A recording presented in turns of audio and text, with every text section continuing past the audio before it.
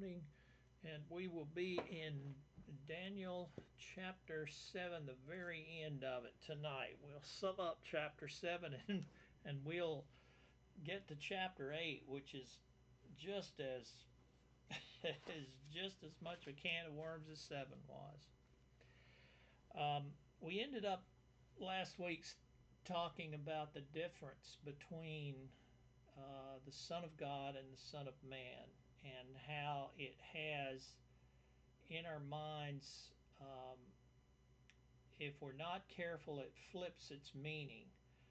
Mark starts off his gospel with the genealogy of Jesus Christ, the Son of God, and a lot of people think of that as being God's Son, but when we take a look at how the Old Testament handles those two terms, we find out that really the Son of God is a political term given to the descendants of David as King of Israel. When you go down through the kings list, you see, especially when you look in the Chronicles and in the book of Samuel, you see occasionally a king called the Son of God, and we mentioned a couple of verses last week on that in Chronicles and Samuel, 2 Samuel. It is a political term, and that is why when we read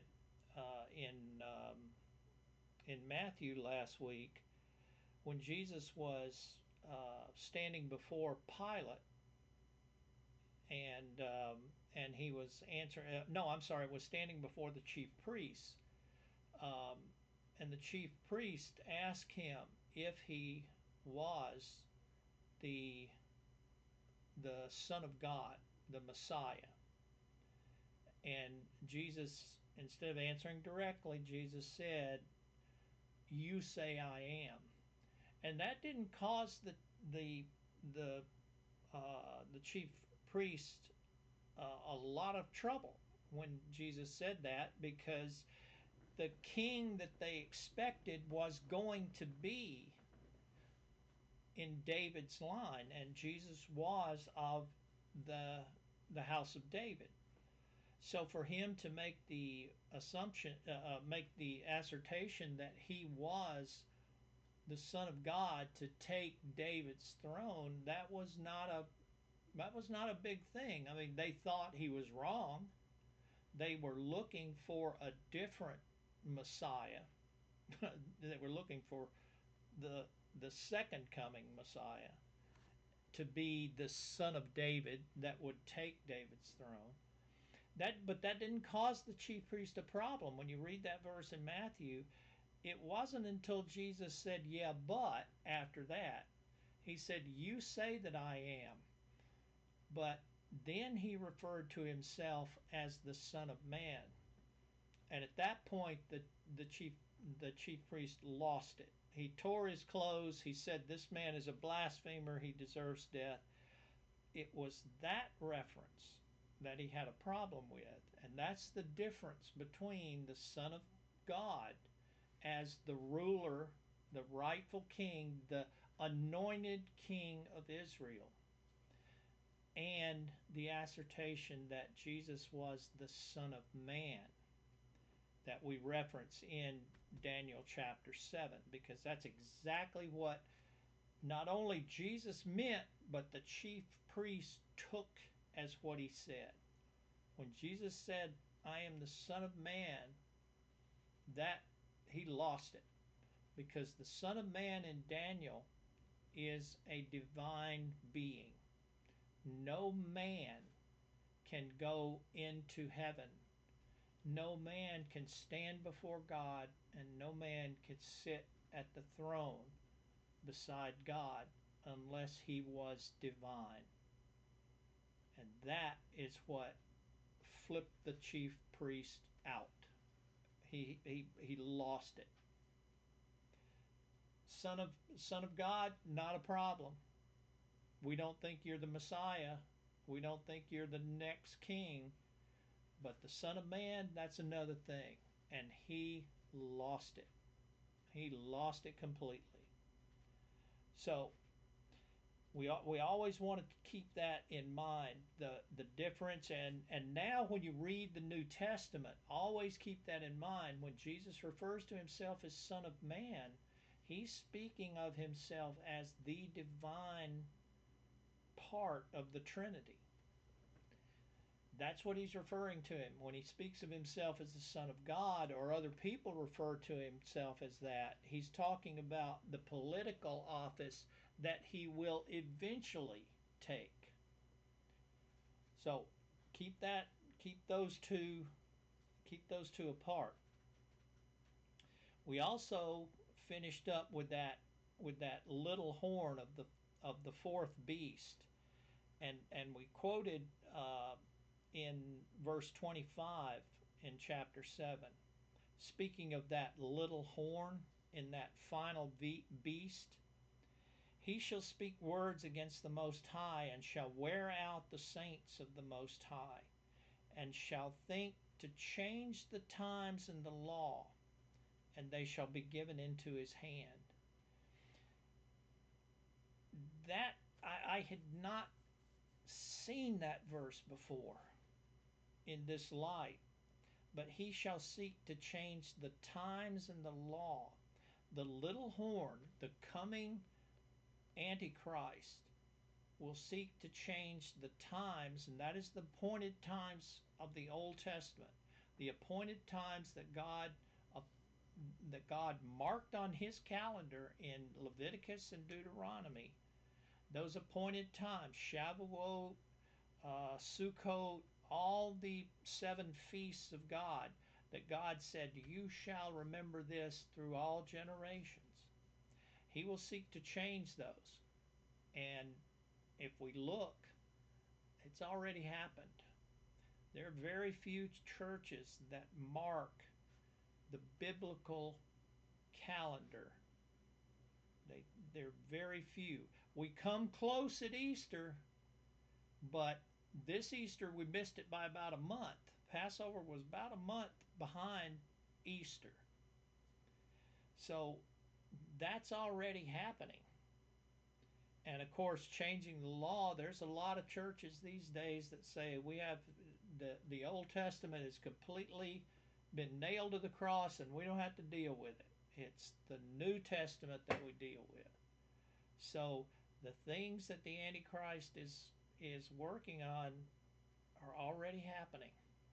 So we need to be very, very watchful. So we end chapter 7. The last few verses, I don't think I read, but I'll start there with the last verse, verse 28. Here is the end of the matter. As for me, Daniel, my thoughts greatly alarmed me, and my color changed, but I kept the matter in my heart. This had a very hard effect on Daniel, especially because he saw this Son of Man coming. And that was something that he knew about. Daniel was a very astute reader of the scriptures. He knew of this Son of Man. And this is the first time in Daniel it's been alluded to, and we looked at that, alluded to in Genesis and in the Psalms, in the 80th Psalm. It's kind of alluded to that there would be this one like a Son of Man as a divine part of God.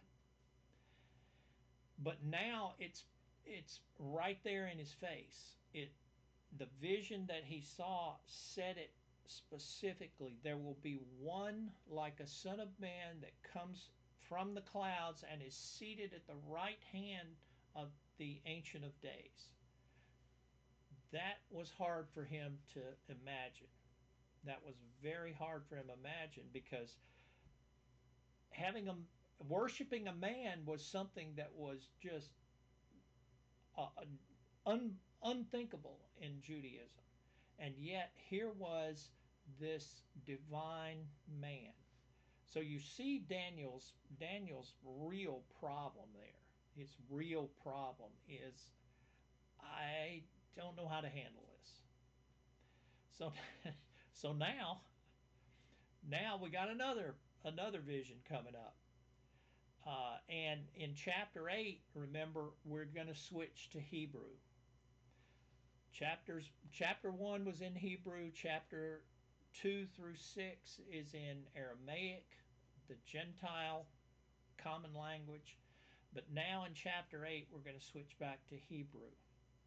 So this is written in Hebrew, so now we got to think this is not something that we want to think of as Gentile-ish. We want to think of this as pure Hebrew. This is Daniel now speaking to his brothers. Straight Hebrew. So, chapter 8. Any questions of chapter 7 before we leave it? Any questions on chapter 7? Or from last week? Either one. I forgot to say that first.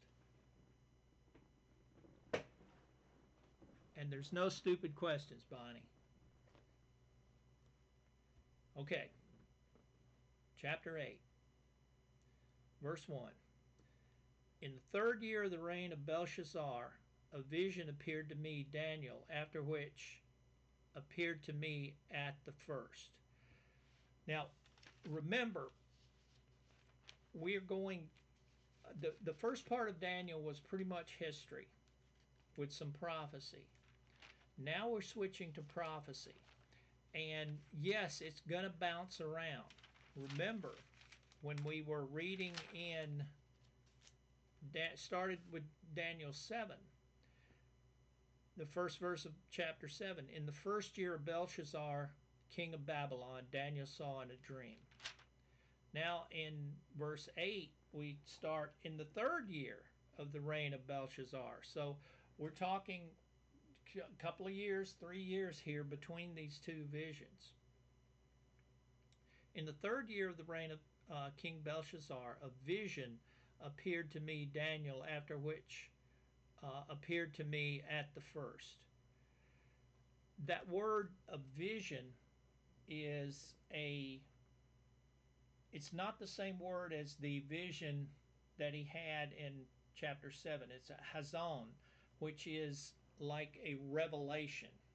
So this is more of a revelation, and it's the same type of revelation that John had. So this is a different type of mind that Daniel is in now. You remember when we said we had dreams in Daniel where the person, whether it was Daniel or Nebuchadnezzar, was asleep, and just as we have dreams, that dream was a dream. The person was asleep. We have visions that Daniel had where the person is awake and they're seeing things there before them. This is a kind of an in-between, this hazon, this revelation that Daniel had. So this is something that's yet again a different. We've had visions, we've had dreams, and now we've had hazon, revelations. So, verse 2, and I saw in the vision, in the hazon, and when I saw, I was in Susa, the citadel, which is in the province of Elam. And I saw in the vision, and I was at the Oli canal. And I raised my eyes and saw, and behold, a ram standing on the bank of the canal. And it had two horns, and both horns were high, but one was higher than the other. And the higher one came up last. And I saw the ram charging, westward and northward and southward. No beast could stand before him, and there was no one who could rescue from its power. He did as he pleased and became great. So Daniel now is in and there's two different thoughts here of whether Daniel was actually taken by the Spirit to Susa, or in current day um, Farsi, it's called Shushan. This is a city in Iran today. Um, but this Susa, whether he was taken from Babylon by the Spirit to this place, or whether he was actually there and had the vision there, there's arguments both ways. It to me, it doesn't make a whole lot of difference whether he was taken by the Spirit here or whether he was actually there. He's seeing this place, and he actually knows this place. Remember, Daniel is a very, very, very high official in Babylon and now in the Persian Empire. We're still Babylon now, but even in the Persian Empire, he was very high official. So Daniel was traveling about in diplomatic uh, uh, travels, going from office to office, from county to county, keeping things in order for the king who he served, whether it was Babylon or Persian or Media king.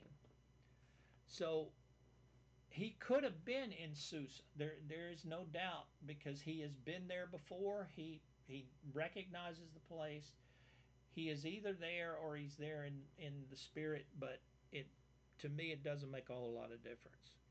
And he now sees another beast. He now sees another animal in his dream. And this animal is a ram, two horns, one bigger than the other one, charging about and causing general havoc. And we go about in verse 5. As I was considering, behold, a male goat came from the west across the face of the whole earth without touching the ground. And the, and the goat had a conspicuous horn between his eyes. He came to the ram with the two horns, which I had seen standing on the bank of the canal, and he ran at him with powerful wrath. And I saw him come close to the ram, and he was enraged against him, and struck the ram and broke his two horns. And the ram had no power to stand before him, but he cast him down to the ground and trampled on him. And there was no one who could rescue the ram from his power. When the goat became exceedingly great, then the goat became exceedingly great, but when he was strong, the great horn was broken, and instead of it there came up four conspicuous horns towards the four winds of heaven. So now we have, in addition to the goat or to the ram, we have a goat now with one horn, one very conspicuous horn. The goat came from the west and came just blitzing through. The goat was very powerful and uh, just basically ran over the ram, broke his two horns. And remember, the horns are rulers or kings. So the ram had two horns, the goat had one horn. And I hope in your mind you're starting to put together. We're going to, whoops, am I back? Yeah, we lost you for a bit, but you came back on. Okay. Where did I leave off? You were trying to explain between the goat and the ram, and then you dropped out, and you came back. And you were still talking about the goat and the ram. Okay. All right. So we didn't lose much. The the ram the ram had two horns, the goat had one. So hopefully you're starting to put things together here. But we'll get the interpretation in a minute. Verse 9 though is a verse 9 is a tickler, right? We have a ram that had two horns, We had a goat come out of the west, very powerful goat, came very fast, runs over the ram, breaks his horn, and now we have the goat. Verse 9, out of one of them came a little horn, which was exceeding great towards the south, towards the east, and towards the glorious land. The glorious land is a there's argument about everything in the Bible. I don't see much of an argument here. The Hebrew there is hasebi, which is means beautiful or lovely. So this is the beautiful land. I don't find any. I don't see why there's argument there. The beautiful land to Daniel and to any other Hebrew would be Jerusalem, Judea. So I don't see much, but you'll hear argument about that. But out of this is where the goat had his horn broken, but the goat didn't lose anything. The goat didn't lose any of his power. Four just grew back. And then it says, verse 9 says, out of one of the four came a little horn.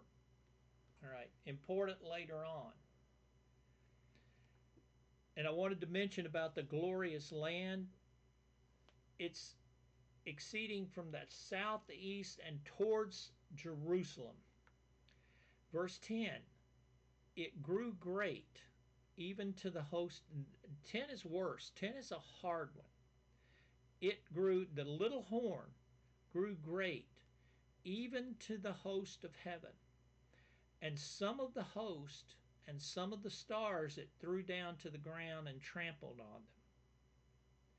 It became great, even as great as the prince of the host.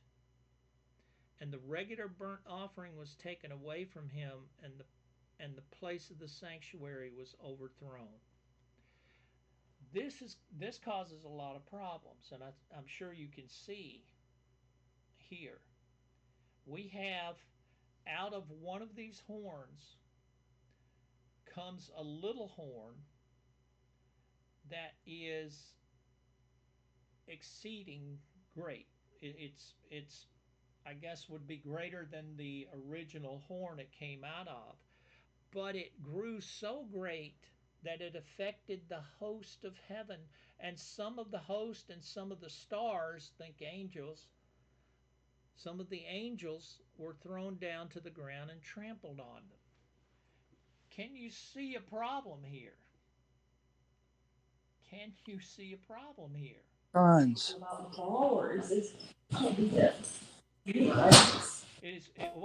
was it, Jeff? I didn't hear.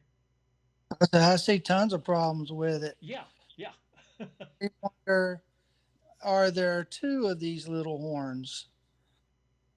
we That, The first that's what problem I'm saying. is we've got a little horn left over from back there in chapter 7, and now we have Right, another little horn, but they're not coming from the same place.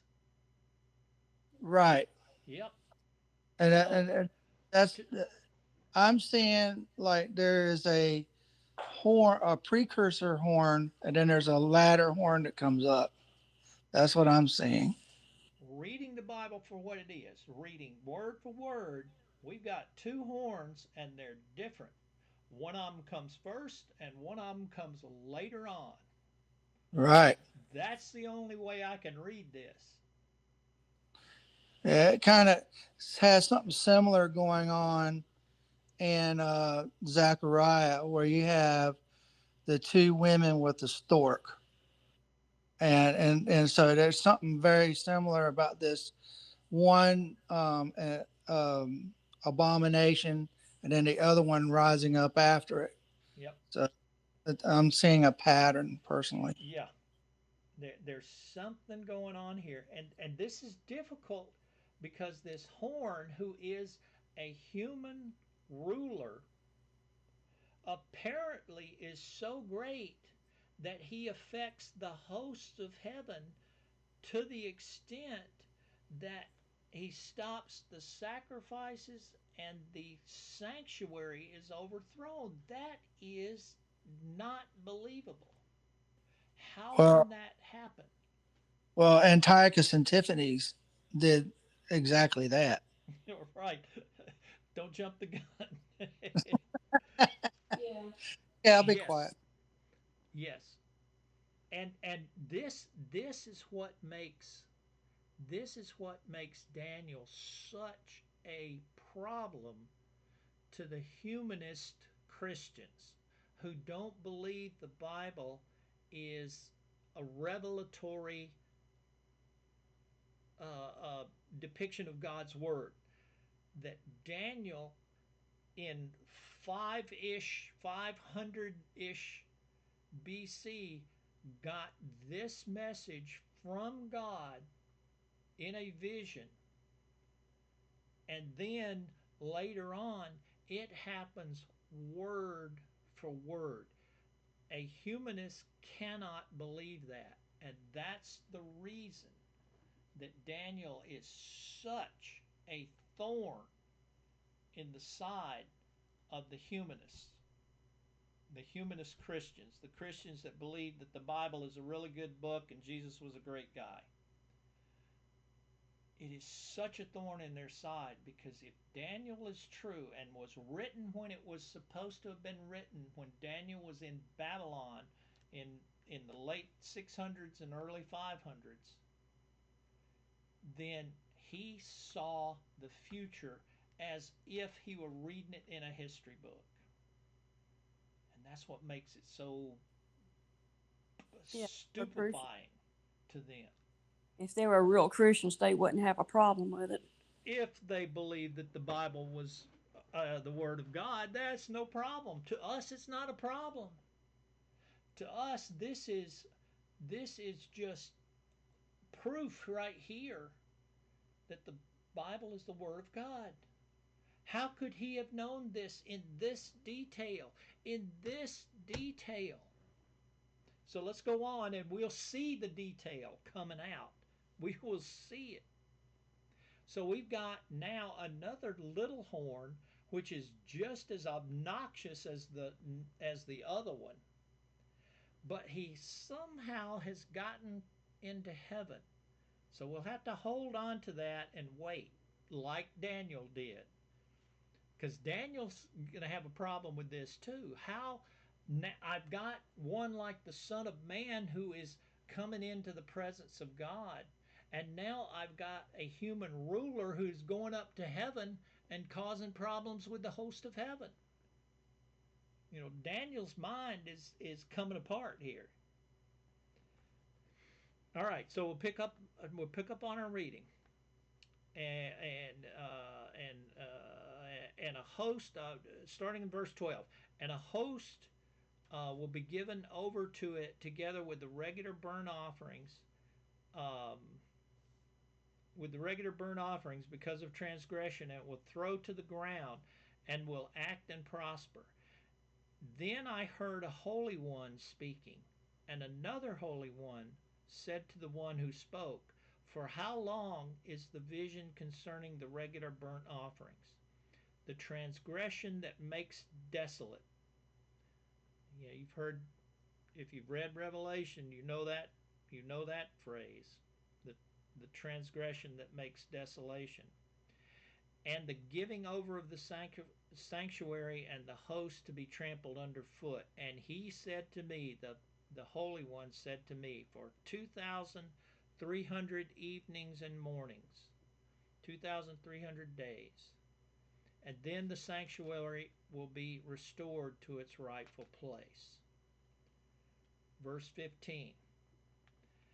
When I, Daniel, had seen the vision, I sought to understand it, and behold, there stood before me one having the appearance of a man. Once again, one like a man.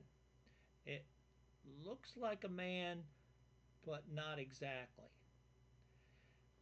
And I heard a man's voice between the banks of the Ulai, and it called, Gabriel, make this man understand the vision. So now we know who this one that looks like a man is. That's Gabriel himself. So he, Gabriel, came near where I stood. And when he came, I was frightened and fell on my face. But he said to me, Understand, O Son of Man, that the vision is for the time of the end. So now we know that the vision that he had is for the end times, the end.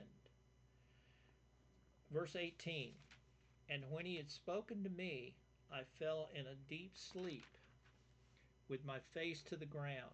But he touched me and made me stand up. So we're not dealing with a dream.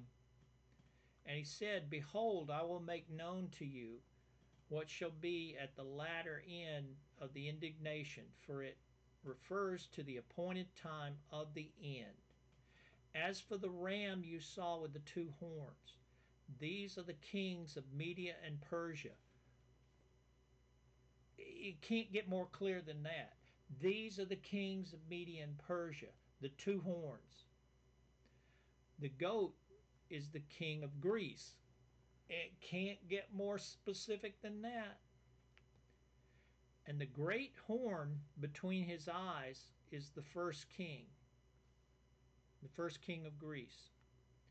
As for the horn that was broken, in the place of which four others arose, four kingdoms shall rise from this nation, but not with his power.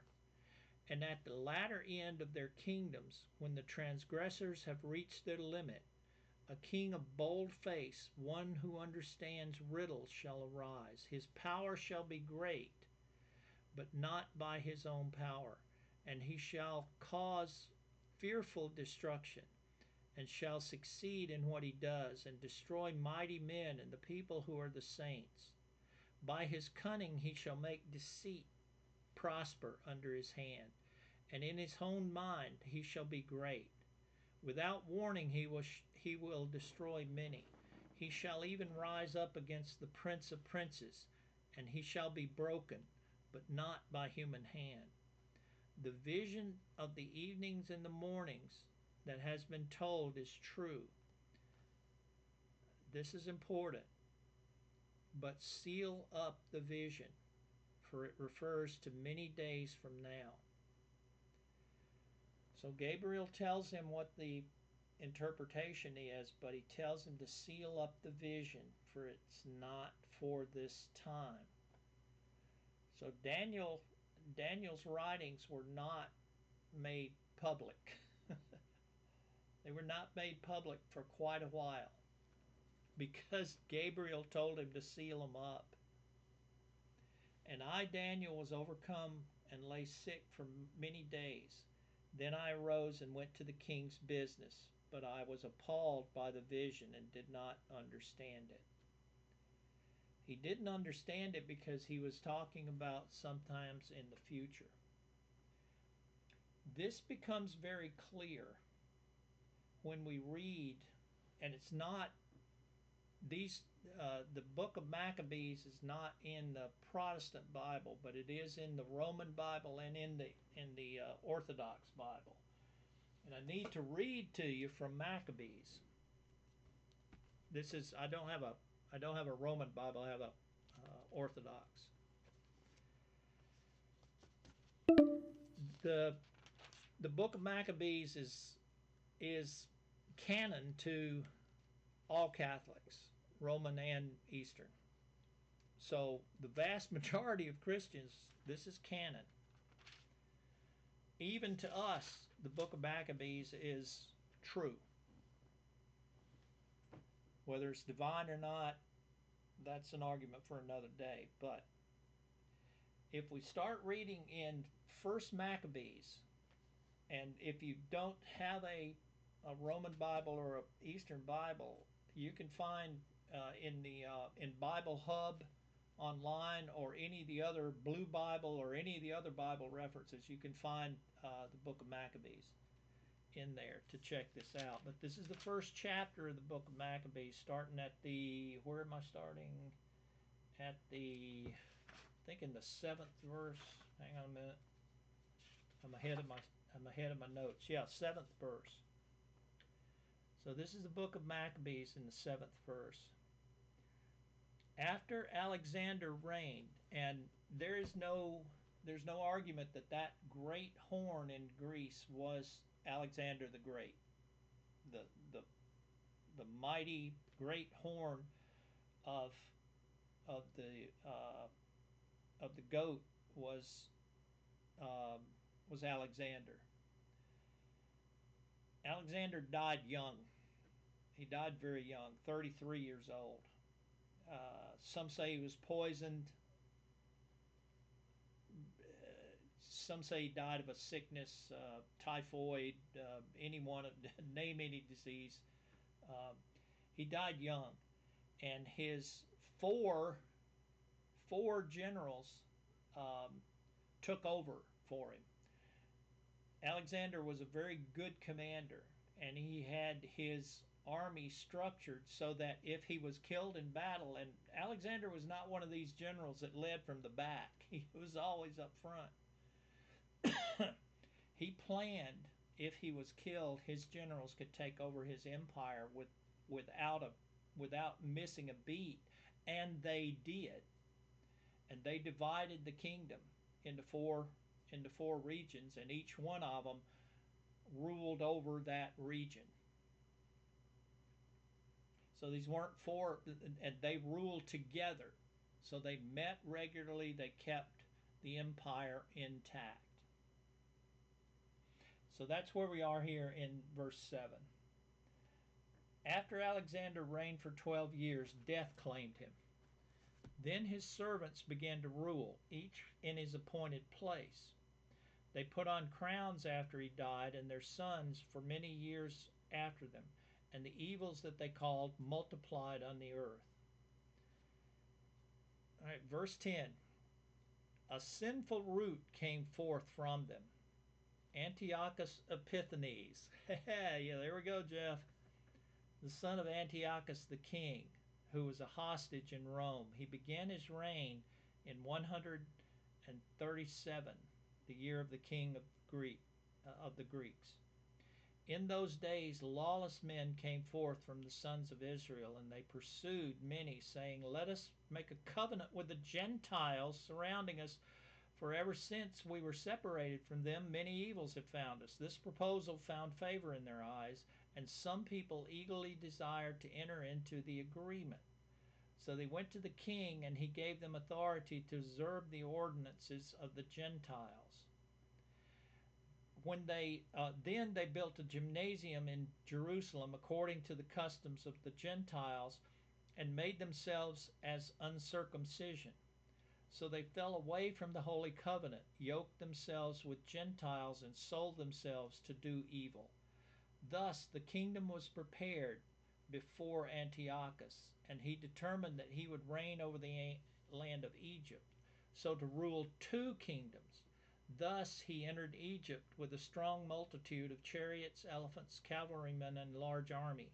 He engaged Ptolemy, the king of Egypt, that's one of Alexander's generals, and Ptolemy turned from him in shame and fled. Many were wounded and fell, so they captured many cities in Egypt, and Antiochus took the spoils in the land of Egypt.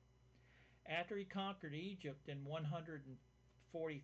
143rd year, Antiochus turned and went up to Israel and to Jerusalem with a large army. He entered the sanctuary in arrogance, and took the golden altar, the lampstands, and the utensils, the table of the presence, and the cups and the bowls, the gold censers, the curtain, the crowns, the golden ornaments on the face of the temple. He stripped everything.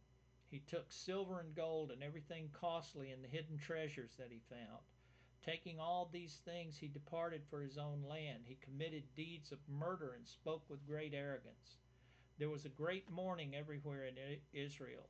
Rulers and elders mourned. Virgins and young men grew weak, and the beauty of the women was altered. Every bridegroom took up a lament, and every morning in his bridal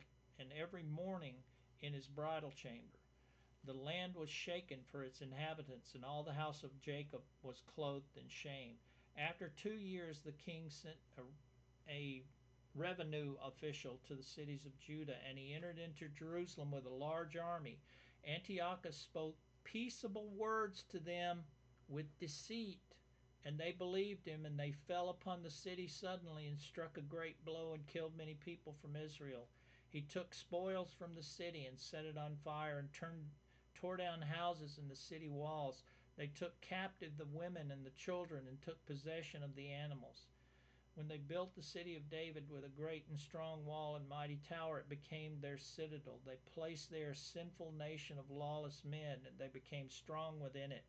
And they laid up weapons and provisions and gathered together the spoils that they had taken Jerusalem.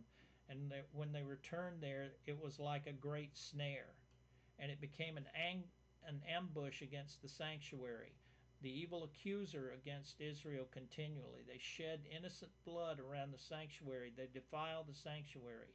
The inhabitants of Jerusalem fled because of them. She became a dwelling place of strangers. She became a stranger to her offspring, and her children forsake her. Her sanctuary was laid waste like the desert. Feasts turned into her feasts turned into mourning, her Sabbaths into a disgrace, and her honor into contempt. Her dishonor prevailed against her, and her high positions were turned into mourning.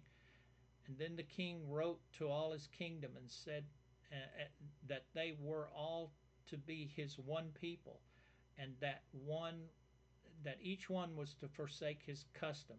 So all the nations accepted the word of the king. Many in Israel also thought it good to serve him, so they sacrificed to idols and profaned the Sabbath. That's exactly what Daniel said would happen. Look at the look at the interpretation. He said he was going to go in deceit. He said he was going to profane the sanctuary, destroy the sanctuary, have the sacrifices cease. Everything he said happened. Alexander died, was replaced by four generals, but out of one of those horns came this little horn that destroyed some of the other horns. And that's exactly what Antiochus did. Exactly, word for word, And happened. there was a reason why he called himself Epiphanes, Yes, because he exalted himself over everything. over everything. Read the Maccabees account. It's spooky. It's spooky how it's word for word what Gabriel told Daniel that meant. It's word for word. It And is that's why in the end times there's going to be somebody just like him, just like him. Another little horn. another little horn. Another little horn. He The got a he got the unholy version of what Jesus Christ is, Yep, because he came in the room of Melchizedek. He's a priest forever yep. after the order of Melchizedek. So in the same way, you have a little horn, and then you have the beast who's like unto him. And what and to and we're almost out of time to answer the questions about how did Antiochus get up to heaven. This is another one of those. You have to know how the Jewish mind thinks.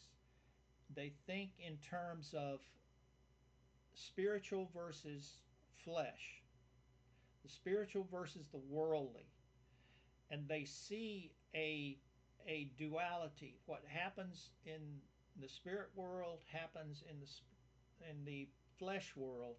What happens in the fleshly world is reflected in the spiritual world. So you have that duality of heaven and earth, and sometimes sometimes they write using heavenly terms for earthly things, and sometimes they write earthly things for heavenly things. So you have to read very carefully. And Gabriel actually interprets it. Remember when it says that this little horn goes up, it grew great and even to the host of heaven, and some of the host and some of the stars were thrown down to the ground and trampled by them. But yet when we read about this little horn, he goes and destroys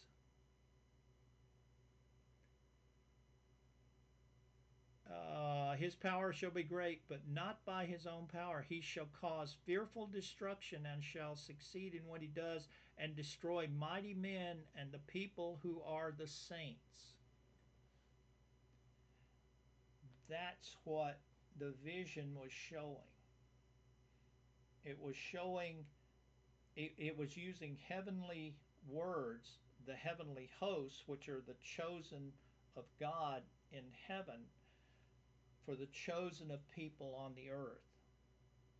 So the interpretation makes it clear that the the vision was using heavenly figures for earthly people, his chosen people. So the interpretation that Gabriel gives straightens out what actually Daniel saw. He was seeing a vision of a chosen people being destroyed by this little horn, which it happened on the earth. So that straightens that out. I was glad to hear that because that one really confused me until I read the interpretation. So chapter 8 is a tough one. We're about out of time. Are there any questions? We're gonna say a brief review of chapter 8 next week to make sure everybody understands and sees what's going on, and then we'll go on to chapter 9. But do you have any questions right now?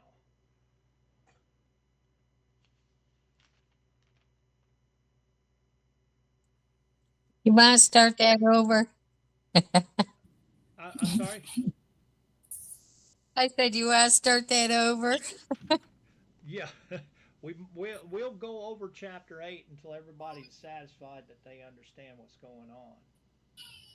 Because chapter 8 is, in my opinion, a little harder to deal with than chapter 7. So we'll go back over chapter 8 next week.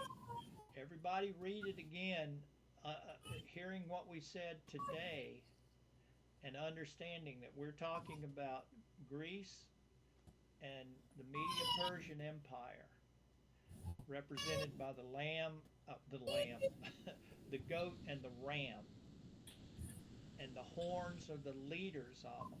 So if you read and look back into into Nebuchadnezzar's dreams and Daniel's visions, you'll see all those again in the kingdoms that he's talking about. All right. So let's hit chapter 8 again next week. Otherwise, any questions before we go? Will will we do 9? Yeah. We may be. We may. We may at Okay. least start it. Okay. Good lesson. Okay. Everybody have a good Hard one. chapter.